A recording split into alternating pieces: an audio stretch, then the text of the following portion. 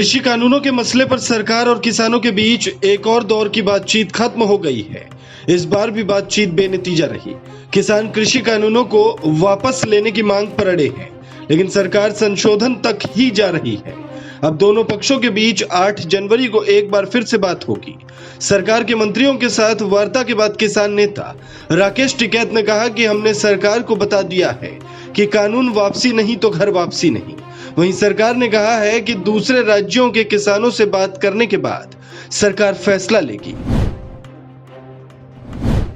केंद्र सरकार के कृषि कानूनों के खिलाफ पिछले 1 महीने से ज्यादा समय से दिल्ली बॉर्डर पर प्रदर्शन जारी है। किसान कड़ाके की ठंड और बारिश में भी वहां जमे हुए हैं। इस बीच कांग्रेस के पूर्व अध्यक्ष राहुल गांधी ने किसान आंदोलन को लेकर मोदी सरकार पर हमला बोला। राहुल ने अपने ट्वीट में लिखा कि बारिश और ठंड के बीच किसान सड़कों पर बैठा है और सरकार को कोई चिंता नहीं है। पिछले 1 महीने से ज्यादा दिन से किसानों का प्रदर्शन जारी है। अब प्रदर्शन उग्र हो चुका है। पिछले कुछ दिनों में प्रदर्शनकारियों ने पंजाब और हरियाणा में रिलायंस जियो के बहुत सारे टावरों को नुकसान पहुंचाया है।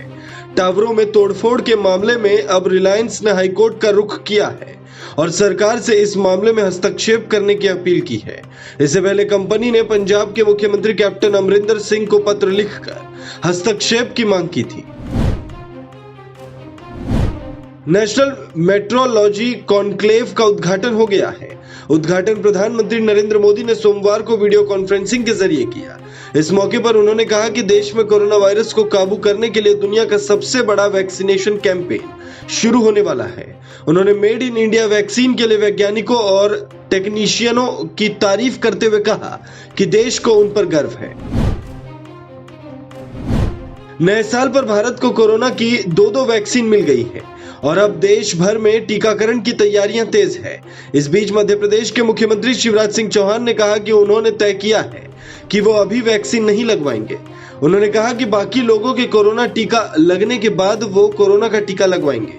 आगे उन्होंने कहा कि टीकाकरण की व्यवस्था को बनाए रखने के लिए भी सभी लोगों को एकजुट होना होगा। कोरोना वायरस महामारी की वजह से करीब 9 महीने तक बंद रहे बिहार के स्कूल, कॉलेज, कोचिंग सेंटर समेत सभी शिक्षण संस्थान सोमवार से दोबारा खुल गए। राज्य सरकार ने कॉलेजों में अंतिम वर्ष के छात्रों और स्कूलों में 9वीं से 12वीं के छात्राओं की कक्षाएं शुरू की गई है। स्कूलों को दोबारा खोलने के लिए दिशा निर्देश भी जारी किए गए थे।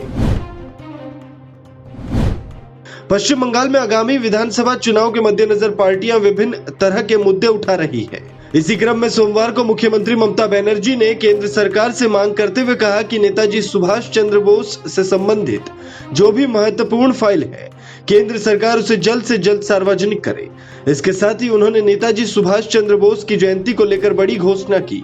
उन्होंने कहा कि बंगाल में नेताजी सुभाष चंद्र बोस की जयंती पर देश नायक दिवस मनाया जाएगा। इनकम टैक्स की एक टीम ने सोमवार को रॉबर्ट वाड्रा के घर पर दस्तक दी।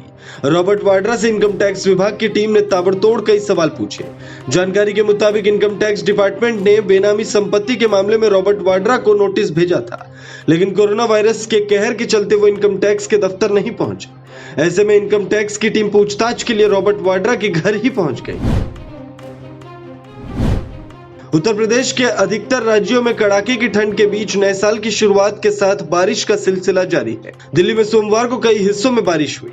मौसम विभाग के मुताबिक पूरी दिल्ली और एनसीआर के कुछ इलाकों में अगले 2 से 3 घंटों में बारिश की संभावना है। मौसम विभाग ने 5 जनवरी तक बारिश और फिर उसके बाद शीतलहर की चेतावनी जारी की। सप्ताह के पहले कारोबारी दिन यानी सोमवार को घरेलू शेयर बाजार में तेजी दर्ज की गई और यह उच्चतम स्तर पर बंद हुआ। सेंसेक्स 308 अंक ऊपर 48,177 के स्तर पर बंद हुआ। वहीं निफ्टी 114.40 अंक की बढ़त के साथ 14,133 के स्तर पर बंद हुआ।